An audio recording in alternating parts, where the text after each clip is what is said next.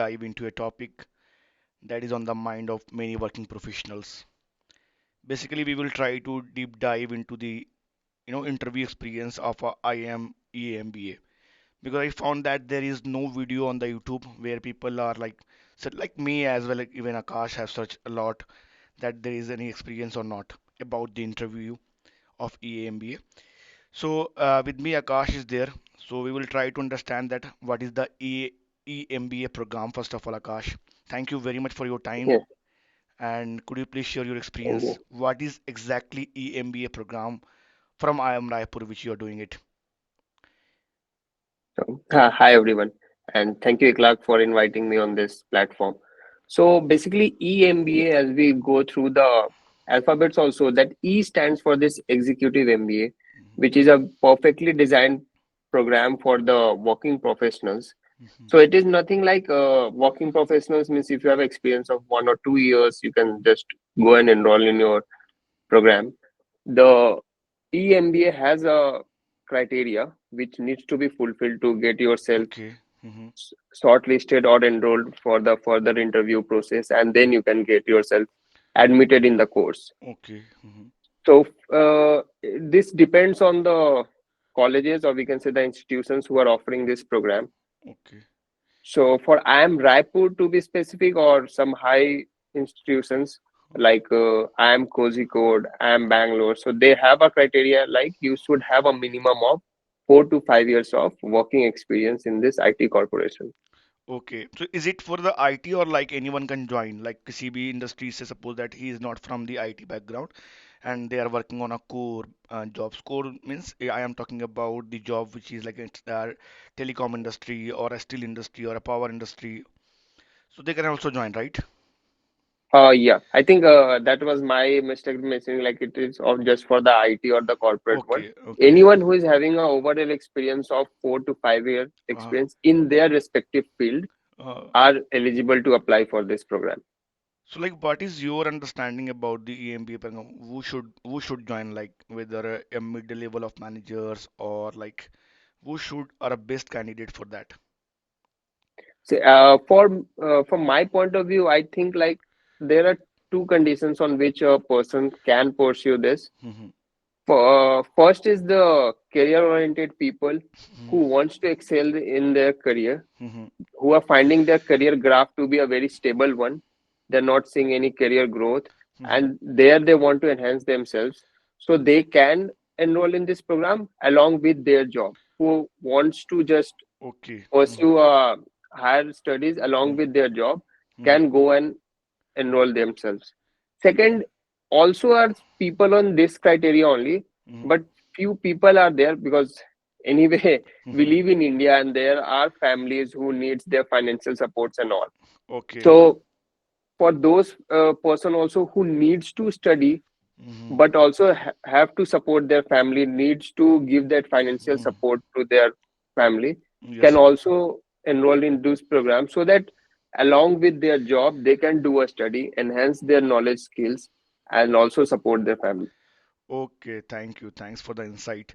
So, Akash, like I'm just trying to understand it here. Ki you have already talked about it eligibility and everything.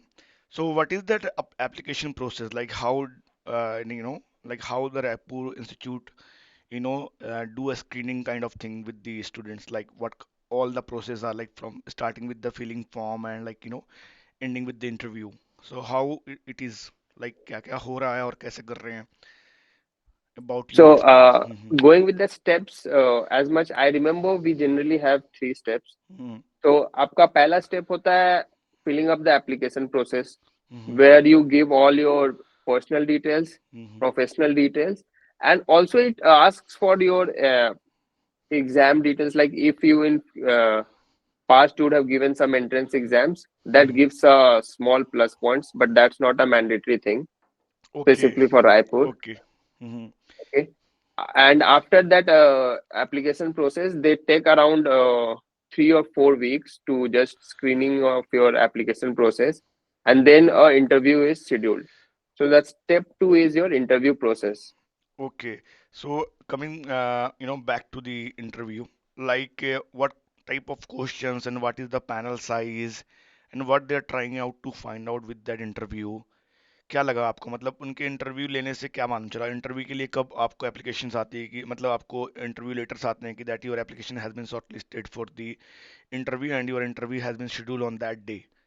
तो ऐसा मतलब time मिलता है आपको interview preparation करने के लिए, या कोई बंदा मान लीजिए कि इंटरव्यू देने को जा रहा है, उसकी एप्लीकेशन शॉर्टलिस्ट हुई, तो मतलब व्हाट शुड ही कंसीडर और व्हाट शुड ही थिंक और what how should he plan that interview?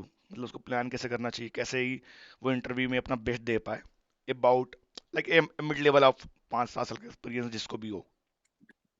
नहीं तो जनरली बेस्ट पार्ट मैंने अभी ईएमबीए का ये देखा था कि आप जब भी एप्लीकेशन प्रोसेस स्टार्ट करते हो ना, आपके हम्म। पास सारे टेंटेटिव डेट्स मेंशन्ड होते हैं। ओके। मैं टेंटेटिव डेट्स इसलिए बोल रहा हूँ क्योंकि वो डिपेंडिंग ऑन द इंस्टीट्यूशंस हाँ। शेड्यूल वो चेंज हो सकते हैं, okay. But it is basically on that specific dates only, hmm. कि जब आपके एप्लीकेशन का एंड डेट मेंशन्ड है, हम्म। अराउंड उसके 2-3 वीक बाद आपका इंटरव्यू शेड्यूल का जो डेट होता है वो भी मेंशन रहता है। Okay. So while you are starting the application process, you know that you have a couple of big chances to go and proceed for the interview. Okay. Okay. So like interview mainly focus होता है technical part पे, और like they are trying to search कि आपके अंदर कुछ managerial skill है या नहीं है, या कोई पर्सनल मोटिवेशन है कि नहीं प्रोग्राम को लेकर। तो किस काइंड ऑफ उनका अप्रोच होता है, what they are trying to find out from yourself जब आपका इंटरव्यू एक पैनल ले रहा होता है, और पैनल साइज क्या होता है, और किस तरह के क्वेश्चंस होते हैं उस पे, एनीथिंग लाइक कुछ ट्रिकी क्वेश्चंस हो सकते हैं या कैसा भी। तो लाइक किस तरह का मेरा क्वेश्चन? पर्सनल एक्सपीरियंस है, मैं एक ही चीज बोल सकता हूँ कि टेक्निकल इज लाइक, आप जिस फील्ड से हो उन्हें बस ये नॉलेज चाहिए कि how much experience you have of your core field. Okay. For example, if you are working on an agricultural field, how much knowledge you have of agriculture. If you are working on IT, hmm. how much knowledge you have of this specific domain you are working on. And hmm. then generally they go on testing or checking your personality, what okay. kind of personality you have. And आपने एक बहुत अच्छा चीज mention किया था कि what is your motivation to pursue this. Okay. या। तो जनरली उनका एक ये क्वेश्चन होता है कि why, क्यों आप जिस करंट डोमेन में हो, आप उसमें एक्सेल करने की जगह आप क्यों अपना डोमेन स्विच करना चाह रहे हो. Okay. That is a very important question they have. Okay. Okay. So वो मतलब what kind of a weakness or challenges you have faced during the interview?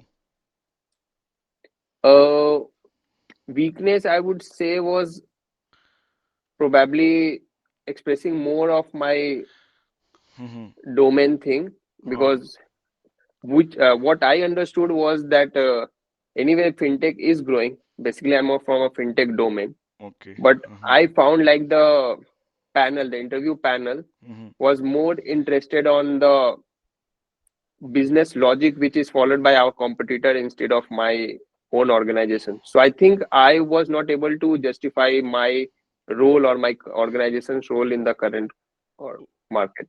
Okay, any tips from like being staying confident or relaxed during the interview? Because ऐसा होता है कि जब भी आप interview देने जाते, चाहे वो कोई भी हो, और आपका कितना भी पास्ट का अच्छा एक्सपीरियंस रहा हो, but whenever you are going for any interview, whether it is job or whether it is for education purpose, whether it is blah blah anything कुछ भी हो, तो होता क्या है कि आप ऑलवेज कॉन्फिडेंस नहीं रह पाते।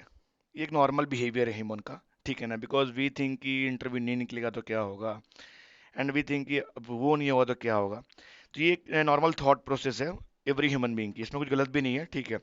तो क्या एक चीज़ है जिसपे हम थोड़ा ये सोच सकें कि नहीं हमें कॉन्फिडेंट रहना है, और इस जगह पे थोड़ा फोकस करेंगे तो थोड़ा शांत रह पाएंगे? Like if suppose that if you will ask me कि इंटरव्यू देने जा रहे हो तो आप क्या सोचेंगे और कैसे काम रह पाएंगे? तो I have may be a different thought process and you may have a different approach. तो वो कैसे रह सकते हैं आपके हिसाब से, मतलब बच्चे जब इंटरव्यू दे रहे हो तो? मेरा अप्रोच थोड़ा नेगेटिव साउंड कर सकता है लोगों को, या दे माइट फाइंड इट कि कूल बनने के चक्कर में लोग बोल रहे हैं, hmm. But one I remember that whenever a TV show was there, a very famous TV show, hmm. so उसमें उस मेन कैरेक्टर ने एक कोड बोला था कि always think of the worst and then plan. Correct correct, agree agree, मैं भी agree करता हूँ इस तो चीज को। हाँ, तो जब भी मैं जब पर्सनली इंटरव्यूज देने जाता हूँ तो मैं हमेशा जो वर्स्ट केस है हम्म। उसको नोटिस करके जाता हूँ कि एट द एक्सट्रीम और एट द वर्स्ट सामने वाला मुझे बस रिजेक्ट कर सकता है। हाँ, that maximum they they can can not, do it. या, हाँ, they can not snatch any other opportunity from me. Correct correct, and that is the so maximum. Maximum, हाँ, या, वो एक जो थ्रेशोल्ड है, थ्रेशोल्ड वो रीच कर सकते हैं just by rejecting, nothing I else. I too believe on that actually, कि हमारे पास खोने को कुछ नहीं होता जब इंटरव्यू में जाते हैं तो। क्योंकि जब हम जाते हैं तो हमारे पास जो है वो है। मतलब ऐसी नहीं है कि करेक्ट, इंटरव्यू में नहीं हुआ तो जो हमारी प्रेजेंट जॉब है वो छिन जाएगी, राइट। ये जो बिल्कुल। एजुकेशनल इंटरव्यू है तो हमारा ऐसा नहीं होगा कि हमारा वो छिन जाएगा, क्या बोलते हैं, हमारी पास्ट डिग्रीज छिन जाएगी, तो ऐसा कुछ होता नहीं है। करेक्ट। बट हाँ, there is always a motivation, there is always a inspiration. तो वो हमें, और हमेशा एक अल्टीमेट गोल होता है हर इंसान का, तो मे बी अचीव करना चाहता हो। बट व्हाट डू यू बिल्कुल। थिंक, क्या हम मतलब ऐसे कॉमन मिस्टेक्स करते हैं ड्यूरिंग द इंटरव्यू, और क्या मिथ है इंटरव्यू को लेके, स्पेशली फॉर आईएम, जब हम आईएम की बात करते हैं, क्योंकि आईएम की एक अपनी ओन रिपुटेशन है।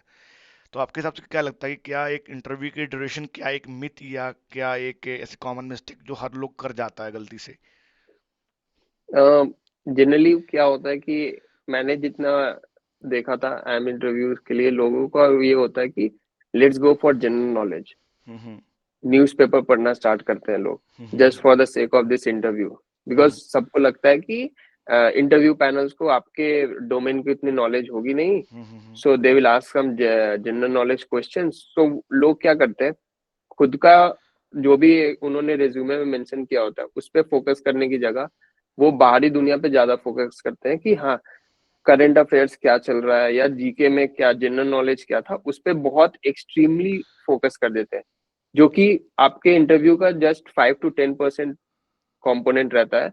हम्म। मैक्सिमम कॉम्पोनेंट्स आपने जो मेंशन किया है खुद के बारे में वो होता है। तो ये सबसे बड़ा मिथ है। Okay okay.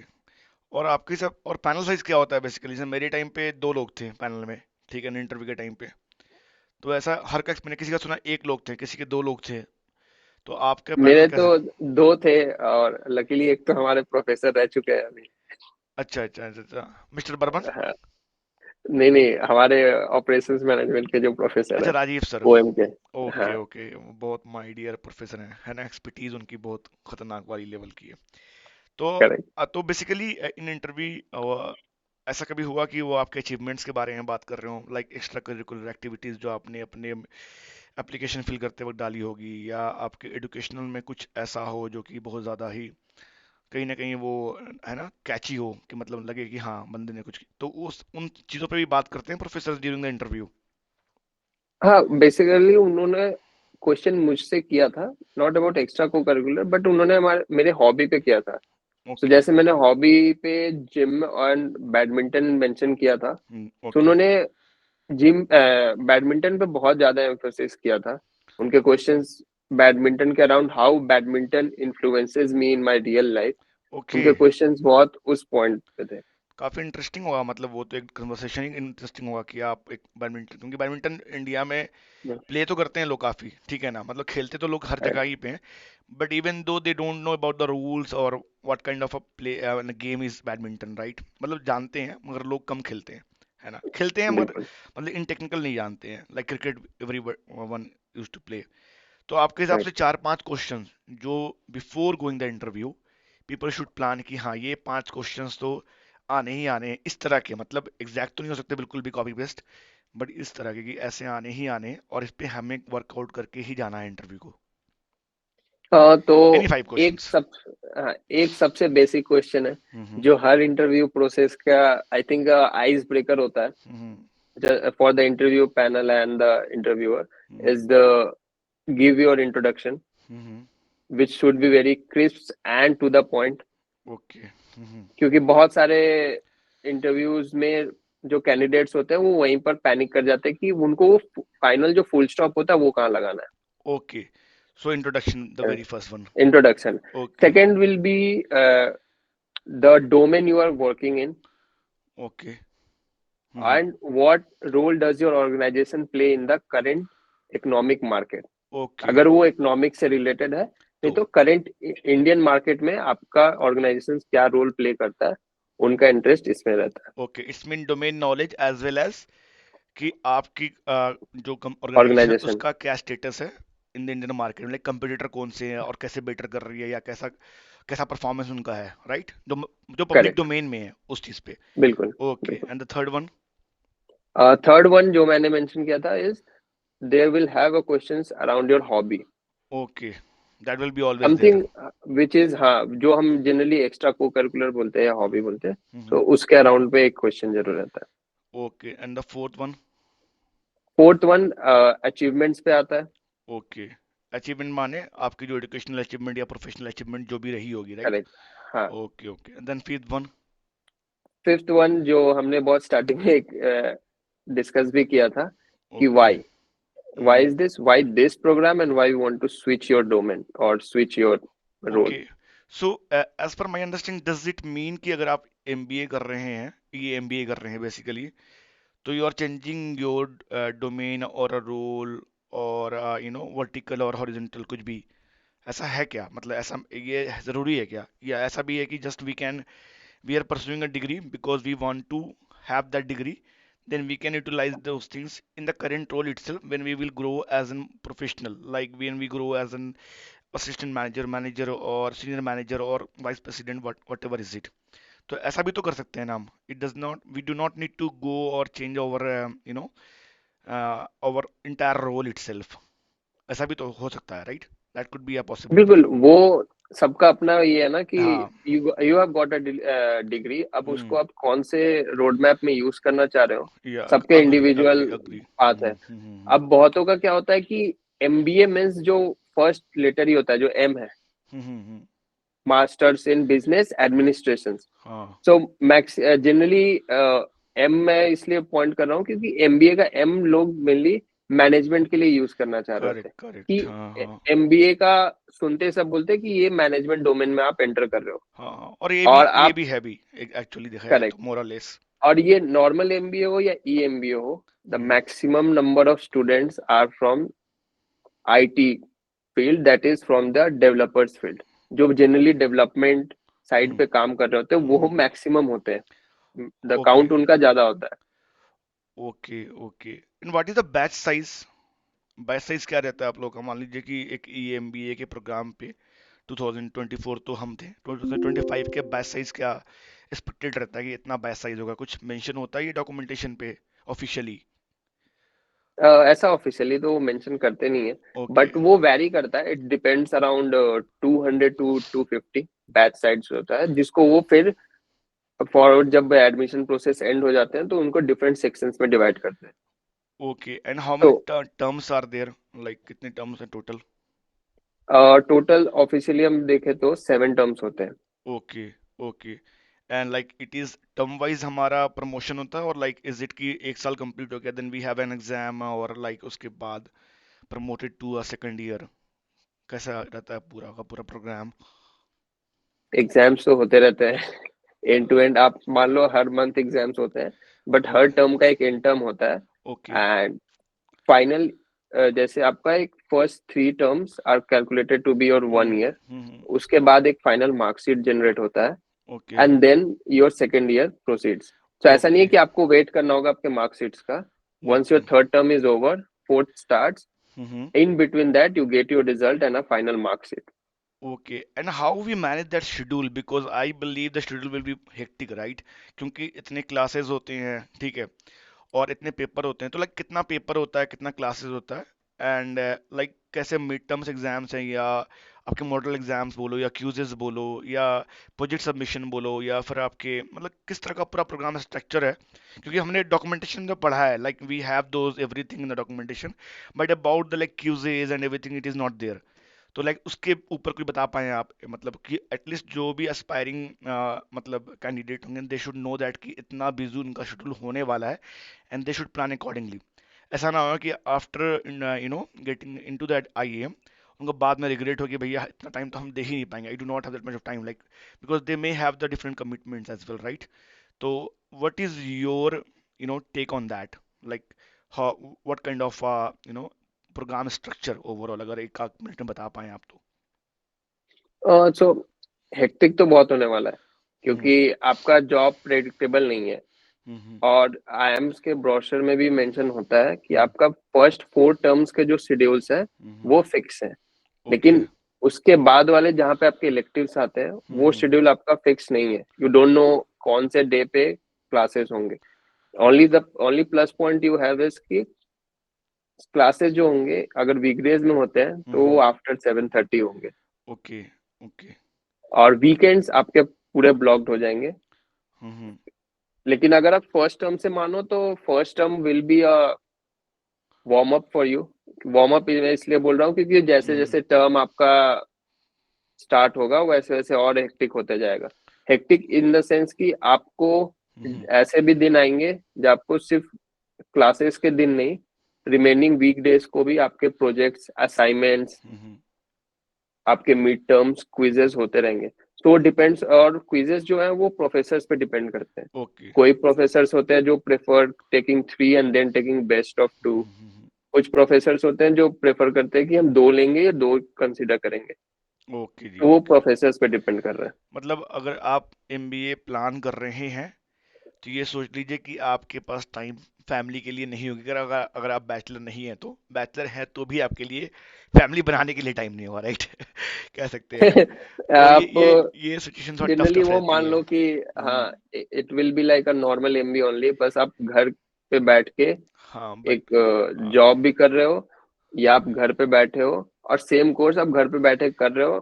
प्रोफेसर्स आएंगे 3 दिन और जो क्विजेज, असाइनमेंट्स और प्रोजेक्ट्स वो वहाँ मेंशन करते हैं या फॉलो करते हैं, सेम वो यहाँ पर भी करते हैं। बस वही है कि लर्निंग मोड चेंज हो जाता है बट द एंटायर सिलेबस और course and like everything is every same. Same, right? Okay any almost same बोल सकते हैं। ओके एग्जैक्ट सेम का मुझे भी आइडिया नहीं है। एग्जैक्टली वो तो एक हाँ ये तो लाइक मुझे करेक्ट। एक चीज़ ये जाननी थी कि अगर एस्पायरिंग स्टूडेंट्स को अगर कोई एक लास्ट टिप देनी हो आपको तो उसके बाद हम वाइंड अप करेंगे अपना इंटरव्यू। तो ऐसा कोई लास्ट टिप जो देना हो जो उनके दिमाग में हो कि हाँ ये चीज़ मुझे रखनी है मेरे दिमाग में while going in the interview while going for a program anything। For any program is कि अपना जो रोड मैप है वो हम्म अच्छे से बनाना है। हम्म फोकस करना है उस पे। और एक बार जब भी ये आता है ना कि आप पैरेलली 2 चीजें करने जा रहे हो तो हाँ जी उसको एक बार सोच लो। क्योंकि एक बार जब आपने डिसीजन ले लिया ना तो वो कंप्लीट करना है। क्योंकि इन बिटवीन अगर आप उसको छोड़ रहे हो हम्म जस्ट बिकॉज कि मैं ये टाइम मैनेज नहीं कर पाता, हम्म सो वो बुरा लगता है आपको। इंटरनली भी बुरा लगेगा और हम्म वो आपका एज अ इमेज भी अच्छा पोर्ट्रे नहीं करता। सो ये ओके चीज आप एक बार फोकस कर सकते हो कि हाँ, प्रोग्राम में एनरोल करने से पहले ये देख लो कि आप टाइम कितना मैनेज कर सकते हो। क्योंकि ना ही आपका जॉब प्रेडिक्टेबल है कि आपके टास्क कब आएंगे, कैसे आएंगे। और करेक्ट ना ही करेक्ट कॉलेज प्रेडिक्टेबल है क्योंकि उनके तरफ से उनका शेड्यूल भी फिक्स नहीं होता, वो भी चेंज हो सकता है। ओके सो बोथ पैरेलली जब चल रहे हैं तो दोनों अनप्रिडिक्टेबल है। ओके तो वो आपको सोच के रेडी रहना होगा। Okay Akash thank you and thank you for your time thanks a lot and like we are winding up this and I hope कि जो लोग होंगे उन जो भी एस्पायरिंग कैंडिडेट होंगे उनको इससे हेल्प मिलेगी and they can plan their interview and everything. Thank you very much for your time have a बिल्कुल। Good day bye.